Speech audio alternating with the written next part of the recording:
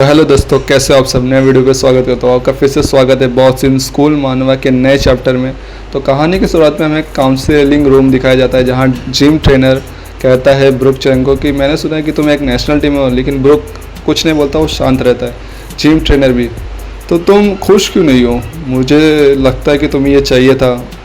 तभी ब्रुक उठ जाता है और कहता है कि मेरे को अब जाना होगा इधर से। जिम ट्रेनर कहता है तुम अपनी पूरी कोशिश करना उधर, चाहे कुछ भी हो जाए। तभी सीन शिफ्ट होता है काउंसलिंग रूम में। तभी जेसन किशन शीन जिसका नाम है, वो कहता है उस फाइट के बाद स्कूल में हंगामा बच गया था। सारे जूनियर्स और सीनियर्स सस्पेंड कर दिया था और इन सब के पीछे था ब्रुक चैंग। जब तक मैं वहाँ पहुँचा तब तक बहुत देर हो चुकी थी। और दोस्तों, ये पहले की फ़ाइट थी, अभी की नहीं, पहले की फ़ाइट थी। उसमें से 2 नेशनल रिप्रेजेंटेटिव थे, बाकी के बच्चे 7 अंडर 18 नेशनल टीम में थे। उसमें से बहुत लोगों ने अपना एथलीट करियर ख़त्म कर दिया। ब्रुक को लगभग स्कूल से निकाल दिया गया और उसने जुवेनाइल डिटेंशन भेज दिया गया था। अब दोस्तों, जुवेनाइल डिटेंशन मतलब एक ऐसा प्रिजन रहता है जो बच्चों के लिए रहता है। उधर जाके उन लोग को फ़ाइट छुड़ाना रहता है, तो यही रहता है। तभी जीसन सीन आगे कंटिन्यू करता है, तो वो कहता है जूडो क्लब के एक स्टूडेंट को नेशनल में खेलना था, पर जो कुछ हुआ उसके कारण वो शामिल नहीं हो सका। उस मोमेंट ने इतना हंगामा मचाया कि हमारे स्कूल को हमारे सभी स्पॉन्सर ने छोड़ दिया और फिर उसके बाद ये एक नॉर्मल स्कूल बन गया। लेकिन स्पोर्ट्स क्लब का कोई नुकसान नहीं हुआ। ब्रुक की मदद करने वाला हमारा जिम ट्रेनर था, जो आपने अभी देखा होगा करंट चैप्टर में, वही था। फिर उसने ब्रुक को जुवेनाइल डिटेंशन ना भेजने के बजाय उसने उसको एक नए टीम से मिलाया, जो एक रेसलिंग टीम है। लेकिन ब्रुक चैंग वापस आया, वो भी तुम्हारे वजह से। वो सैद किंग की तरफ उंगली करता है और कहता है हाँ तुम्हारी वजह से। लेकिन सैद किंग कहता है हाँ तो क्या हुआ? जेसन कहता है ठीक है, मैं यही जानना चाहता है। तभी सीन शिफ्ट होता है और हमें इवनिंग का सीन दिखाया जाता है। विक्टर और अपना सैद किंग दोनों बाहर आते हैं। तभी हम देखते हैं कि सोफिया जो रहती है वो उन दोनों का वेट कर रही थी। विक्टर कहता है ओह। सोफिया सैद किंग के पास आती है और कहती है तुम ठीक हो? सैद किंग कहता है हाँ। विक्टर उसको गुड लक कहता है और चला जाता है वहाँ से। सैद किंग कहता है लेकिन क्यों? और भाई लगता है कुछ हो। तो सैद किंग कहता है तुम मेरा वेट कर रही थी? सोफिया कहती है नो। मतलब सोफिया आगे बोलते हुए कहती है क्या तुम्हें मैं याद हूँ? सैद किंग कहता है हाँ ऑफ कोर्स, तुम मेरी क्लास की रिप्रेजेंटेटिव हो। सोफिया कहती है अरे नहीं, मेरा मतलब है जब हम बच्चे थे। सैद किंग कहता है हाँ मुझे पता है। Spring day care dear class, हम काफ़ी अच्छे दोस्त थे। हम दोनों साथ में वक्त बिताते थे।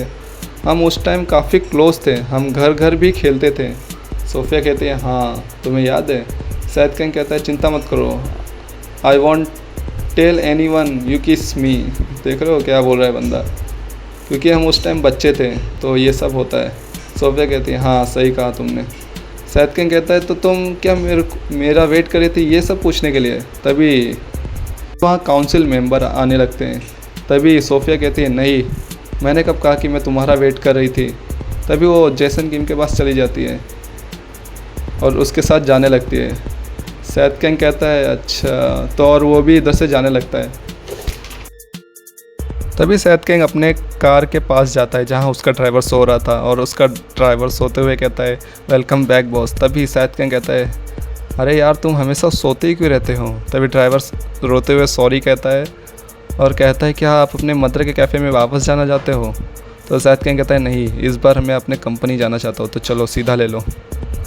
तभी सीन शिफ्ट होता है सनशाइन कंपनी में, जहाँ चेयरमैन ऑफिस दिखाया जाता है और उसमें सैद किंग जो अपने मुंह पर बुक रखकर सो रहा था। तभी उसके बाजू में बहुत सारे पेपर्स रहते हैं। सैद किंग कहता है मुझे इसके बारे में कुछ नहीं मालूम है, मैं इसका क्या करूं? तभी वहाँ एक बंदा आता है जिसको आपने पहले देखा होगा। तो वो कहता है आप कृपया करके प्रोफेशनली बात करें जब आप काम पर हो। सैद किंग कहता है क्या मुझे इससे करना ज़रूरी होगा? मैं तो अभी चेयरमैन भी नहीं बना।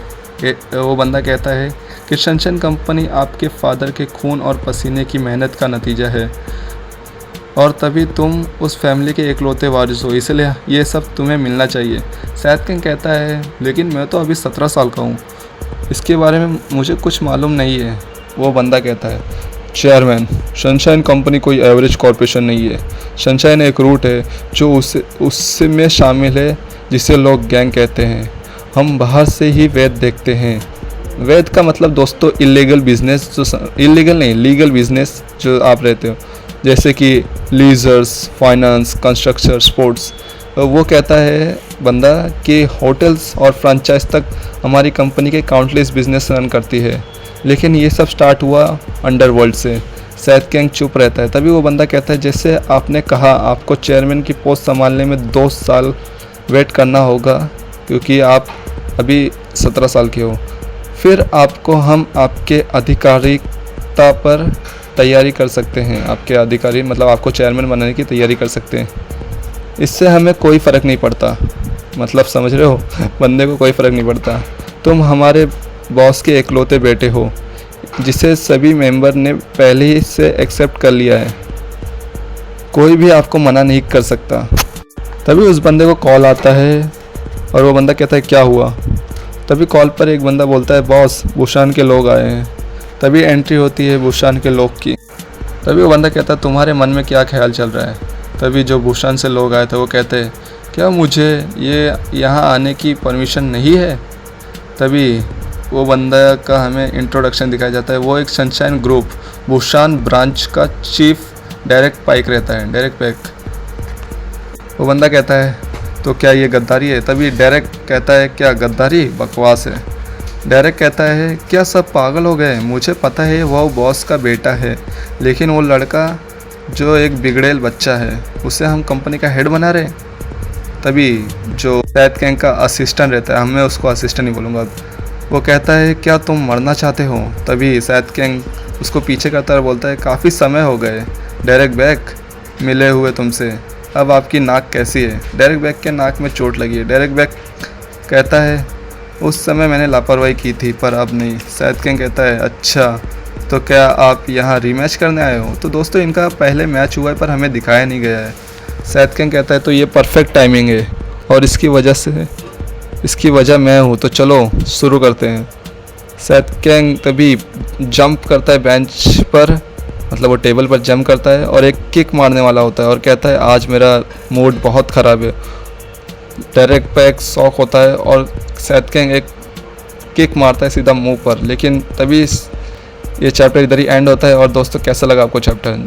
अगर आपको चैप्टर अच्छे लगे तो चैनल को सब्सक्राइब और वीडियो को लाइक कर देना। दोस्तों आगे के कंटेंट के लिए सब्सक्राइब करें।